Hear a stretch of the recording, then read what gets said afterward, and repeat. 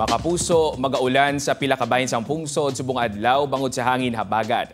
Sino sa pag-asa apektado ang Metro Manila, Visayas, Zamboanga Peninsula, Bangsamoro, Soc-Sargen, Mimaropa, malapad nga bahin sang Calabarzon kag Central Luzon. Apektado man ang La Union, Pangasinan kag Benguet bangod sini ginapaalerto ang mga pumuluyo sa pagbaha o kun landslide. Subong nga aga lauman ang pag-ulan sa pila ka bahin sang Western Visayas base sa rainfall forecast sang Metro Weather.